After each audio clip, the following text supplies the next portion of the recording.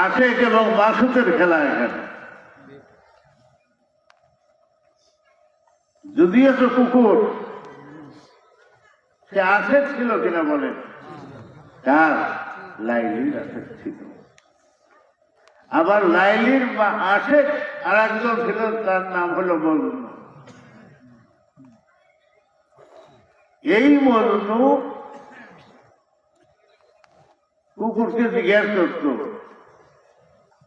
তুমি কোথায় যাও? এই রাস্তা দিয়ে আমার মাসুক গেছে। আমি তার নিশানা ধরে তাকে খুঁজতে আরম্ভ করছি।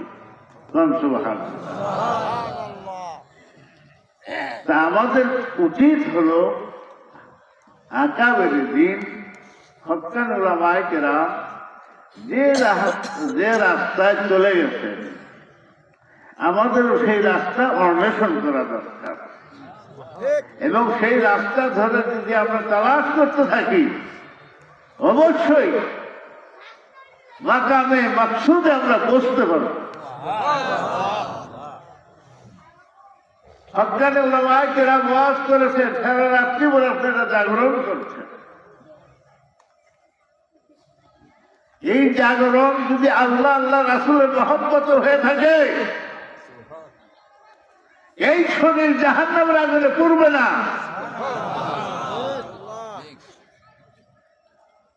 শর্ত হলো আল্লাহর মহব্বত, রাসূলের মহব্বত থাকতে হবে।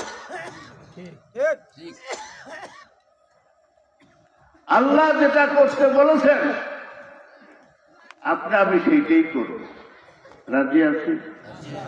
নবী যেটা নিষেধ করেছেন আমরা তার দিকে তাকাইয়াও দেখব না।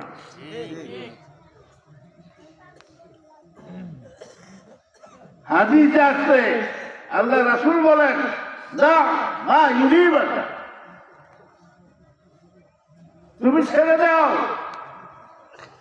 যে জিনিসের প্রতি তোমার সন্দেহ হয়, যদিও সেটা ভালো জিনিস, তুমি নিজে বুঝতেছ না।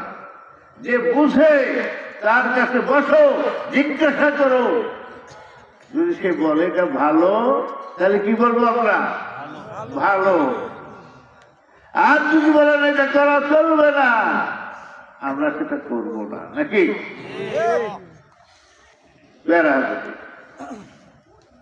নামাজের মাধ্যমে আল্লাহ পাকের নৈকট্য লাভ করা যায় কিনা? বান্দা যখন আল্লাহকে সেজদা দেওয়ার জন্য এই পেশানিকে নত করে, আল্লাহ রাব্বুল আলামিন বলে, ও বান্দা, আমার কুদরতি পাও তোর সামনে আগায় গেছি। কে আনছেন এই জিনিসটা? বলেন তো, কে এনে দিচ্ছেন? আল্লাহ রাসূল আমাদের জন্য এই নিয়ামতটা নিয়ে আসছে। নবীজি যখন বলেছিলেন, ইয়া রাসূলুল্লাহ, হে আল্লাহ, আমি তো আপনার দিদার পাইলাম, কিন্তু আমার উম্মতগণ তো আপনার দিদার পাইল না। আল্লাহ পাক বললেন, হে আমার হাবিব, আপনার উম্মতকেও আমি দিদার দিয়ে দিচ্ছি। সেটা কি? নামাজ। এই নামাজে আল্লাহ পাকের দিদার লাভ হয়। আসসালাতু মি'রাজুল মুমিনিন, মুমিনদের মেরাজ নামাজের মধ্যেই হয়ে যায়। সুবহানাল্লাহ। কাজে আমাদের ইতিকাদ ঠিক রাখতে হবে, যে আমরা এই ইতিকাদে চলব। এবং পীর বাসায় এসে দরবার থেকে যে স্বভাব দেওয়া আছে, এই স্বভাব গুলো আমরা যথাযথভাবে পালন করে যাব। রাজি আছি সবাই? এই সবকে বস্তু মিলবে। সবকটা কি? আল্লাহকে স্মরণ করা, নবীকে ভালোবাসা, মহব্বত করা। আমরা অনেকেই যদি আমরা বলি নবী আমার বড় ভাইয়ের মতো, কি বলা যাবে? হ্যাঁ, এই কথা বলা যাবে না। যিনি সাইয়্যিদুল মুরসালিন, সমস্ত নবীর সর্দার, তিনি কি আপনার আমার বড় ভাইয়ের মতো? হ্যাঁ, এই কথা বলা যাবে না। খবরদার, নাউযুবিল্লাহ। যে নবীর আগমনে সারা পৃথিবী আলোময় হয়ে গেছে, আমরা তারই উম্মত। যে নবীর গুণগান সারা জীবন মানে শুনতেছি, আমি কার উম্মত? সেই নবীর উম্মত। কিন্তু সেই নবীর উম্মতকে আমরা কি কাজ করতেছি? ভুল পথে চলি। ভুল পথে চলা যাবে না। নবী যেভাবে নির্দেশ দিয়েছেন সেইভাবেই আপনার আমার চলতে হবে, সেইভাবেই মানতে হবে। তো যাই হোক, আমরা একটা জিনিস নিয়ে যাব, সেটা হলো আল্লাহকে ভুলবো না, রাসূলকে ছাড়বো না। বড় পীর আব্দুল কাদের জিলানী রাহমাতুল্লাহি আলাইহি, ওনার এক সান্নিধ্য, ওনার ওয়াজ মাহফিল থেকে বাড়ির দিকে রওনা করছে। তো আর একজন বলতেছে, ভাই আপনি রওনা দিচ্ছেন কেন, যাচ্ছেন কেন? তাহলে হুজুরের মাহফিল থেকে একটা নসিহত আমি গ্রহণ করেছি। কি?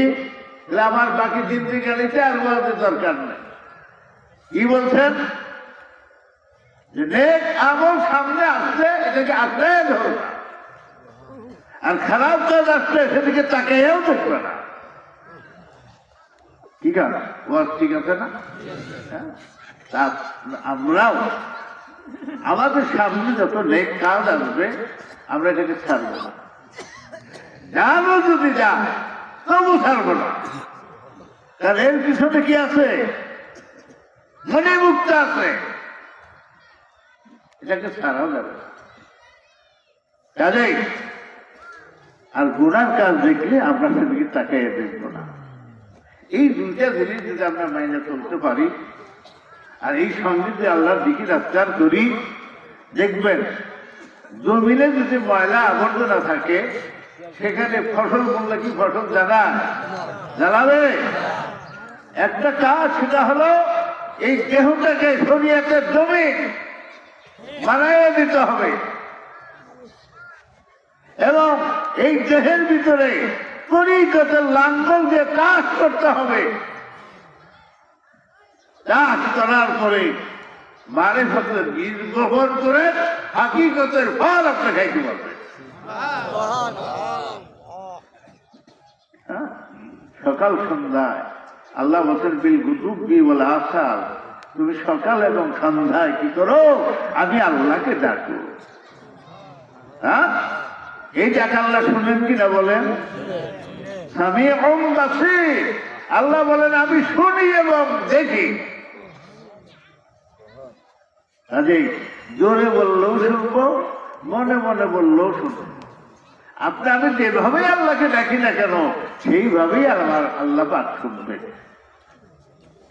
তো কাজেই পেয়ারা হাজির, আপনাদেরকে যেভাবে আপ্যায়ন করা দরকার আমি গুনাহগার পারিনি। আল্লাহ রাস্তা আমাকে ক্ষমা করুন। এবং আপনারা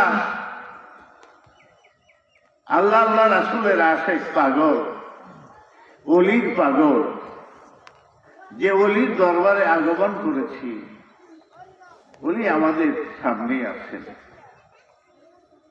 উনি দেখতেছেন এই মাঠে, এই জায়গায় বসে উনি ওয়াজ করতেন,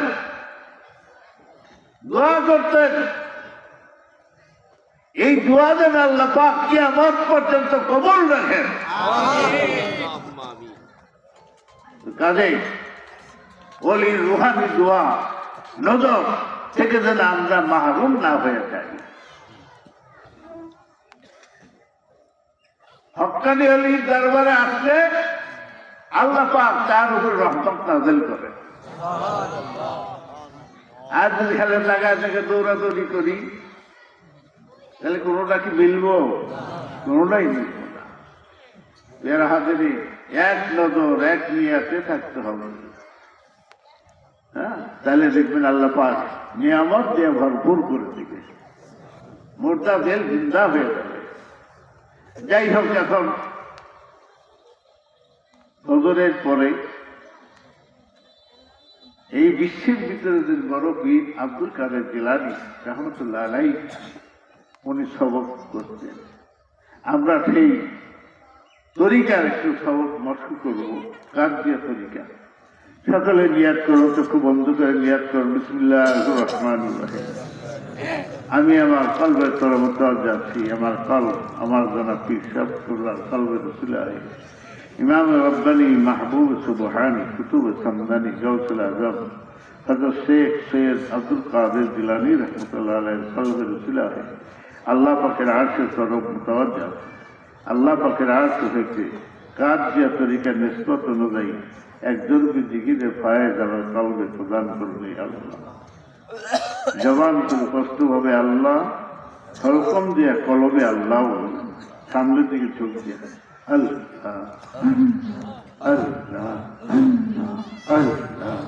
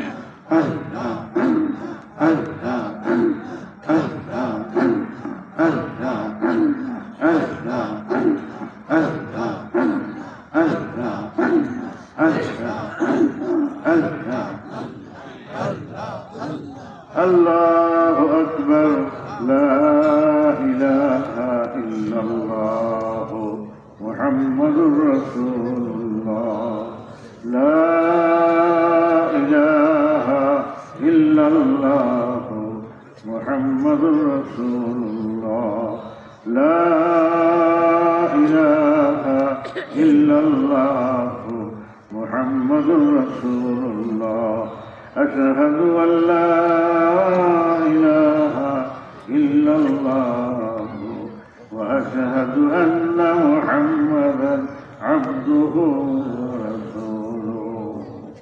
সবাই বলে আলহামদুলিল্লাহ, আলহামদুলিল্লাহ, আলহামদুলিল্লাহ।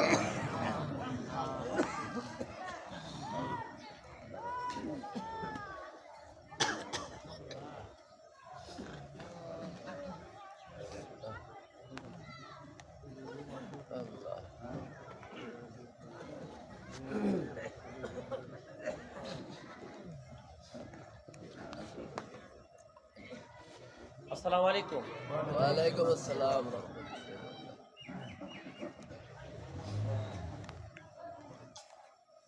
আল্লাহ কিছু কিছু আমাদের ঘরের কথা যেন বাহিরে না জানে, কিছু কথা আছে আলোচনা করি না আমরা, কথা বলেন না, বলি কিনা? এখন করবো আমার ঘরের কথা। হুজুর নামাজ পড়তেছিলেন, আমি হুজুরকে কিছু কথা বলছিলাম, দুইটা কথা, যে আমাদের এই অনুষ্ঠান করতে আপনার কোনো কষ্ট লাগে কিনা, একজন সন্তান হিসাবে আমাদের দায়িত্ব আছে কিনা? আপনি কখনো জিজ্ঞাসা করছেন হুজুরে? কথা বলেন, তাতে আমাদের দায়িত্ব এটা পড়ছিল না নাকি? কথা বলেন না কেন? কথা বলেন। একটা সন্তান, আদর্শ সন্তানের, শোনেন, আদর্শ সন্তান হতে গেলে তার কিছু বৈশিষ্ট্য আছে। বলেন কি আছে? আমি আদর্শ বাপ হতে গেলে আমার কিছু বৈশিষ্ট্য থাকতে হবে। আদর্শ সন্তান হতে, আমার কথা আপনাদের কতটুকু পছন্দ হয় জানি না, সেই ঘরের কথাগুলো বলতেছি। হুজুরকে বলছি, হুজুর, আমি হুজুরকে বললাম, হুজুর বলল কিছুটা কষ্ট বলতেছিলেন, কিন্তু আমি বুঝতে পারছি, কিছু কি বুঝতে পারছি। সেটা হলো, আমি হুজুরকে বলছি কিছু চাহিদা আপনার আছে কিনা। এক নাম্বার যেটা আমি দেখলাম আমাদের যে কষ্ট হয়, সেটা হলো, আমার চাচাতো ভাই আছে এখানে, দাঁড়াও, আমাদের দাদা হুজুরের হলো মরিদ ছিল আমার আব্বা এবং চাচারা, হুজুর যাইতেন আমাদের ওখানে। আর হুজুর একটা কথা বলছেন যে এখানে কিন্তু আল্লাহর ওলির রোহানি ফয়েজ, যেটা হলো, আমি আলেম হিসাবে যত দেখছি, আমি কিন্তু এশারা নামাজ এখানে পড়ছি জামাতে, বাদ বাকি নামাজ কিন্তু আমি ওখানে যা পড়ছি। অর্থাৎ আমার ওই 15 যে নামাজ পড়তে যে মজা লাগছে, আলহামদুলিল্লাহ। তার মানে আমার মনে হলো যে আমি তার থেকে কথাটা বলছি ভিতরে যাওয়ার পর, যে আমার কাছে লাগছে এই 15টার ভিতরে আল্লাহ ওলিদের যে একটা ফয়েজ, সেটা আল্লাহ জারি রাখছে। যতটুকু আমি বুঝতে পারছি এতটুকু আর কি আমার কাছে লাগছে আর কি। তো যাই হোক, আমাদের এই চাষটা 5,000 টাকা দিতে চাইছিল, তখন আমি বললাম যে এনে হুজুর আলেম ওলামা যেহেতু বসে, তুমি একটা ওই উপরে যেন হ্যাঁ যেটাই হোক আর কি, ওইটা ও দিয়ে দিবে, আল্লাহ কবুল করো, সকালে বলো না, আর দোয়া করবেন, ও ব্যাংকে চাকরি করে। আর যেটা হলো কষ্ট, যেটা হলো, প্রত্যেকটা মা বাপ চায় তার সন্তান ভালো একটা কিছু করুক, নাকি কর? আমরাও আমাদের বাচ্চা যদি বাড়িতে চাকরি করে আসে, আমাদের বাপ মার এই শীতের দিনে আসলে পিঠা খাওয়াতে ইচ্ছা হয় না? কথা বলেন, কয় রকমের পিঠা?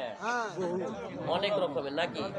তারপরে যদি যদি ছেলের যদি কি লাগে যে না, গরুর গোশ দিয়ে যদি একটু পোলাও খাইয়ে পারতাম, খিচুড়ি যদি খাওয়াইতে পারতাম, নাকি কর? হুজুর ইচ্ছা করলে আমাদের জন্য এমনিতেই দিতে পারতো, নাকি? উনি আমাদের আদর দিতে যাইয়া হুজুর অনেকটা কষ্ট হয়, যেটা আমার কাছে খুব ভালো মনে হয় নাই। অর্থাৎ কষ্ট, আমার কষ্ট লাগছে।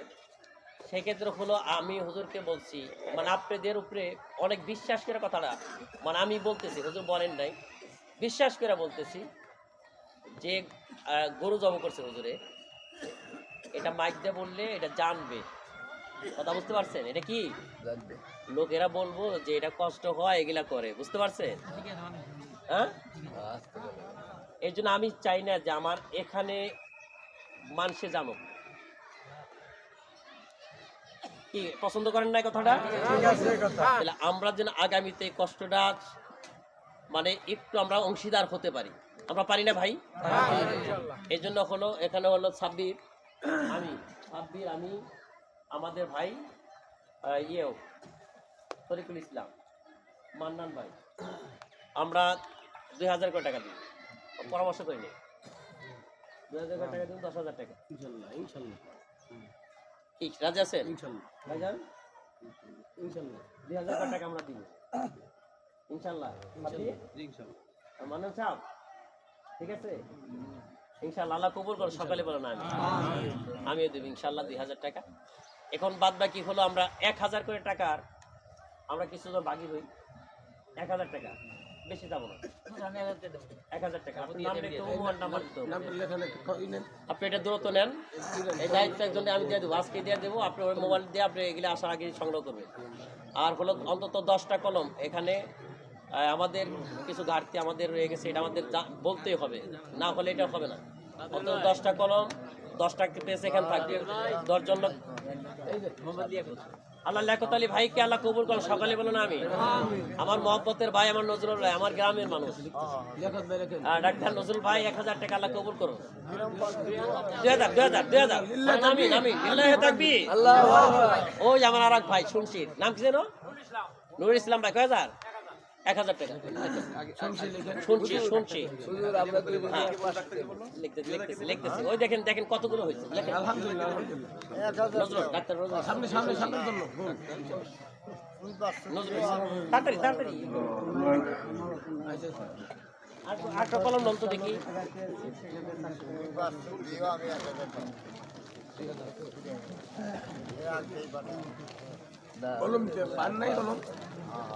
আপনি দেন তো দেখি।